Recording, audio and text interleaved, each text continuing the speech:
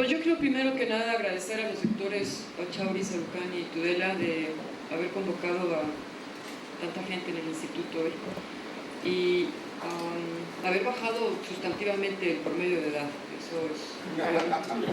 un buen signo porque yo suscribo las palabras que acaba de mencionar el doctor Sarucani y también el doctor Pachauri en términos de que el reto les toca a ustedes. Hasta donde pudimos llegar nosotros, todavía hay bastante que trabajar, pero la bronca fuerte va a caer dentro de unas décadas. Quisiera hacer algunas reflexiones, un poco síntesis de algunos de los puntos que me parece que vinculan a la preocupación y al propio quehacer del IETD. En el contexto de lo que acabamos de escuchar, espero que ya no queda duda de nadie de los que están aquí presentes de que el cambio climático es una realidad, de que es un asunto del desarrollo, que es el gran reto del siglo XXI, que a todos afecta, no importa quién lo produce y dónde, sin embargo afecta más a los más vulnerables y por lo tanto es un asunto de equidad. La mitigación y la adaptación al cambio climático es una obligación de la presente generación, sociedad y gobierno, y es un compromiso intergeneracional, y creo que eso es lo que hace un cambio importante en los compromisos. Por lo tanto, es un asunto ético, es un asunto de civilidad, y que son valores que evidentemente pues, estamos viendo deteriorarse rápidamente en las sociedades actuales. El tema de enfrentar el cambio climático y la otra parte de la moneda que van juntos, que es la pérdida de la biodiversidad, los dos grandes retos, va a requerir cambios muy radicales, que son tecnológicos, que son productivos, económicos, patrones de consumo, pero también es de una visión de políticas, de cambios legales profundos. No puede dejarse el tema del cambio climático y de la pérdida de la biodiversidad en un asunto de la agenda ambiental, como ha sido hasta ahora relegado.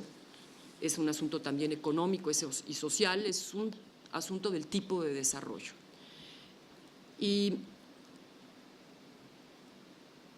yo creo que tenemos un instrumento hoy, los Acuerdos de París, que están ayudando a plantear la construcción de ese nuevo tipo de desarrollo. Los Acuerdos de París es el mejor instrumento que se ha podido negociar, quizás el más complejo que se ha generado en el ámbito multilateral. Está abriendo nuevos horizontes ante, como le tocó al doctor Pachauri en esos momentos, las crisis enormes en que las negociaciones se estancaban, cuando en Copenhague, en la COP15, hubo un proceso pues, de mucha desquebrajamiento al sistema interior en Naciones Unidas con este tema. México ayudó en la siguiente COP, cuando estuvo en Cancún, y finalmente se logró este acuerdo, que no es el mejor, eso es clarísimo, y no llegamos con él a resolver, como están ahorita, la oferta de los compromisos voluntarios, a resolver el reto que está planteado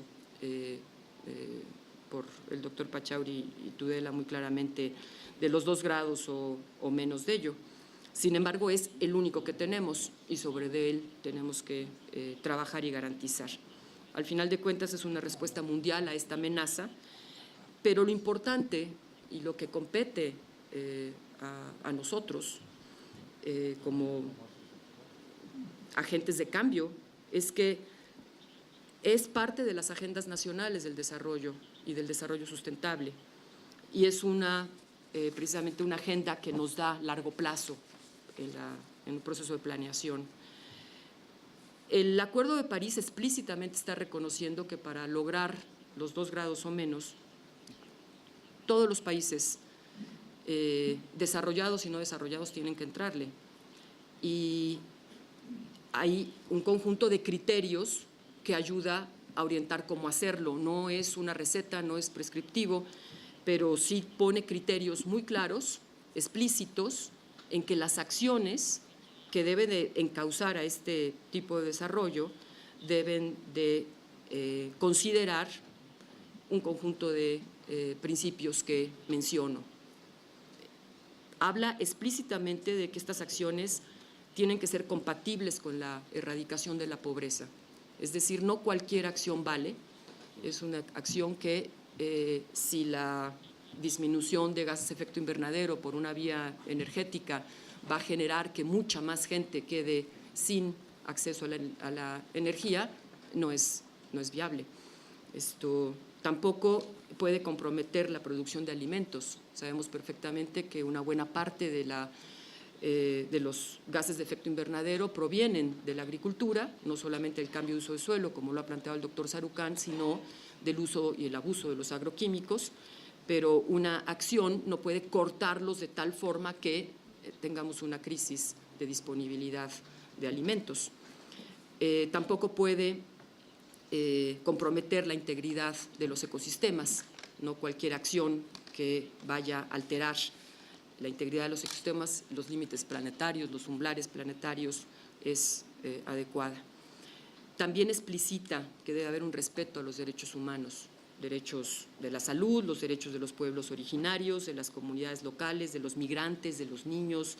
de las personas discapacitadas, vulnerables, del derecho al desarrollo, así como de la igualdad de género, de la equidad intergeneracional. Y estos principios que va acotando del cómo hacerlo, pues nos va orientando, al igual que el que debe de reflejar la equidad, el principio común pero diferenciado, de promover una nueva gobernanza, con participación incluyente de la sociedad para la toma de decisiones, que aumente la acción pública y la acción privada, que aumente la capacidad de adaptación, fortalezca la resiliencia y reduzca la vulnerabilidad al cambio climático,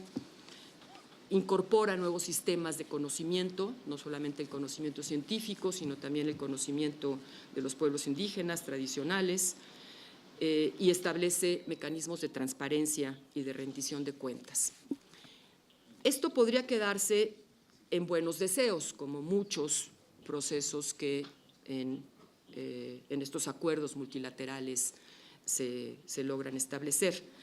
Pero lo que es importante, y no podemos perderlo de vista de nosotros, es que cuando estos acuerdos se convierten son aprobados por un país para poderlo firmar, y México lo adoptó y lo firmó y lo aprueba el Senado, en ese momento son ley. Entonces nos está planteando, no una receta, pero sí nos está planteando un conjunto de criterios de cómo debe ser el desarrollo, que o es sustentable o no es desarrollo. Y si podemos acoplar estos límites planetarios que se están planteando desde la parte de la biodiversidad y del cambio climático con estas formas de hacerlo, entonces podríamos caminar hacia una agenda mucho más deseable, como lo hemos planteado en muchos terrenos. Además,